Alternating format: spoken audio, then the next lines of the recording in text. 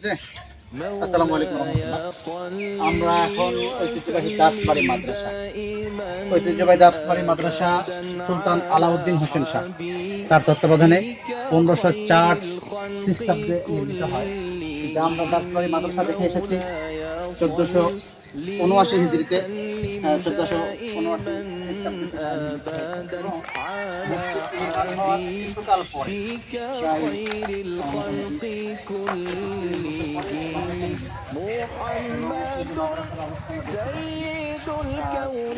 এবং কি পরিমাণ দার্সের ব্যবস্থাপনা এখানে ছিল একেবারে যদি আমরা দূর থেকে দেখি, আপনি একটু দূর থেকে দেখেন ব্যবস্থাপনা কত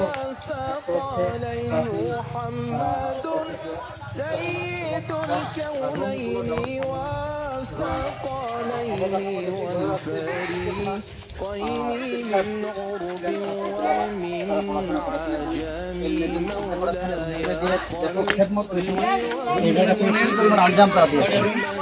এবং যদি আমরা রুমের দিকটা দেখি ধারাবাহিকভাবে দেখতে গেলে আসলে অনেকগুলো একেবারে এক সাইড থেকে শুরু করে সবগুলোই রুম ছিল, মাঝখানটা ফাঁকা আমরা দেখতে পাচ্ছি।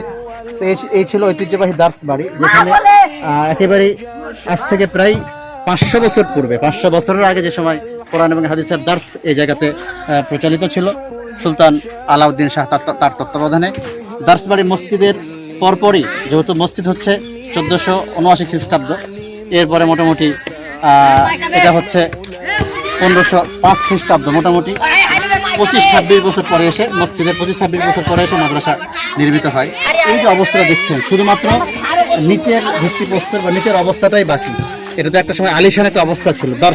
দার্সের ব্যবস্থাপনা, কোরআন হাদিসের দার্স এবং কোরআন হাদিসের ব্যবস্থাপনা এবং কোরআন সুন্নাহর যে ঐতিহ্য ধারণ করেছিল এই প্রতিষ্ঠান, যদিও এটা একেবারে বাংলার শেষ প্রান্ত, বাংলাদেশের একটা শেষ সীমা সোনামসজিদ অঞ্চলে, তারপর আলহামদুলিল্লাহ অবশ্যই আমরা এই স্থাপনা দেখে বুঝতে পারছি, প্রাচীনতম স্থাপনা দেখে, যে কোরআন হাদিসের দার্সের ব্যাপক এবং বিশাল এক ব্যবস্থাপনা এখানে ছিল। বর্তমানে আমরা দেখতে পাচ্ছি বাচ্চারা খেলাধুলা করছে বা পরিত্যক্ত একটা অবস্থায় রয়েছে।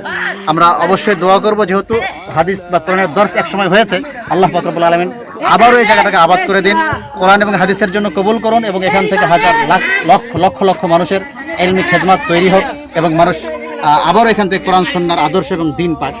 সকলের কাছে এই আশা ব্যক্ত রেখে দোয়া কামনা করে শেষ করছি। আসসালামু আলাইকুম রহমতুল্লাহ।